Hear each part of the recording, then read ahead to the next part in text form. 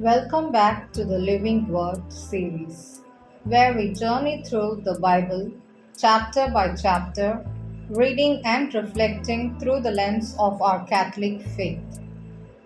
Today, we turn to Genesis chapter 9, a powerful moment of new beginnings. The flood waters have receded, and Noah steps into a renewed world under God's blessing. In this chapter, we see God make a covenant of mercy, a promise sealed with the sign of the rainbow. Let's open our hearts as we read and discover what God is speaking to us through this sacred story. A reading from the book of Genesis, chapter 9, verses 1 to 28. God's covenant with Noah. God blessed Noah and his sons and said, "Have many children, so that your descendants will live all over the earth. All the animals, birds, and fish will live in fear of you. They are all placed under your power. Now you can eat them, as well as green plants. I give them all to you for food. The one thing you must not eat is meat with blood still in it. I forbid this because the life is in the blood. If anyone takes human life, he will be punished. I will punish with death any animal that takes a human life. Man was made like God, so whoever murders a man will himself be killed by his fellow man. You must have many children, so that your descendants will live all over the earth." God said to Noah and his sons, "I am now making my covenant with you and with your descendants and with all living beings, all birds and all animals, everything that came out of the boat with you. With these words, I make my covenant with you. I promise that never again will all living beings be destroyed by a flood.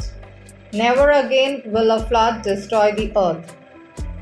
As a sign of this everlasting covenant, which I am making with you and with all living beings, I am putting my bow in the clouds. It will be the sign of my covenant with the world. Whenever I cover the sky with clouds and the rainbow appears, I will remember my promise to you and to all the animals that a flood will never again destroy all living beings.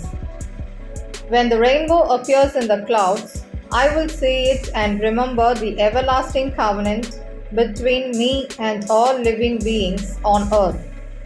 That is the sign of the promise which I am making to all living beings." Noah and his sons. The sons of Noah who went out of the boat were Shem, Ham, and Japheth. These three sons of Noah were the ancestors of all the people on earth. Noah, who was a farmer, was the first man to plant a vineyard. After he drank some of the wine, he became drunk, took off his clothes, and lay naked in his tent. When Ham, the father of Canaan, saw that his father was naked, he went out and told his two brothers. Then Shem and Japheth took a rope and held it behind them on their shoulders. They walked backwards into the tent and covered their father, keeping their faces turned away so as not to see him naked.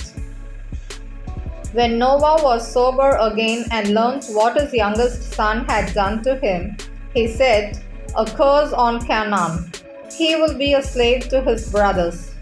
Give praise to the Lord, the God of Shem. Canaan will be the slave of Shem. May God cause Japheth to increase. May his descendants live with the people of Shem. Canaan will be the slave of Japheth." After the flood, Noah lived for 350 years and died at the age of 950. This is the word of the Lord. Thanks be to the God. What happened in Genesis 9? After the flood, God blesses Noah and his sons and tells them to be fruitful and multiply a new beginning for humanity. God gives Noah permission to eat animals but commands respect for life, forbidding murder. Then comes the covenant.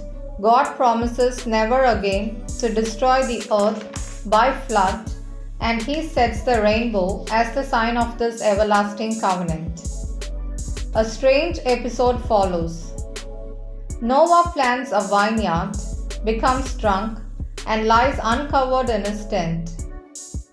His son Ham sees him and tells his brothers, but Shem and Japheth respectfully cover their father without looking.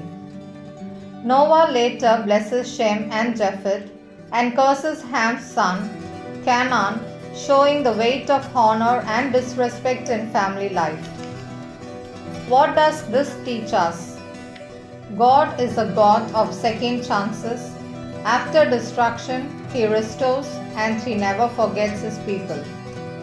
The rainbow is not just a weather event, it's a sacramental sign of God's mercy and faithfulness.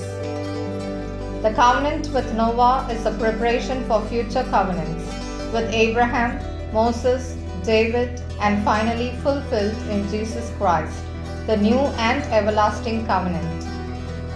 The story of Noah's sons reminds us to practice modesty, respect, and honoring our parents, all deeply rooted in the fourth commandment. Even righteous people like Noah can fall. His drunkenness teaches us to humble and vigilant, especially after great success. Conclusion.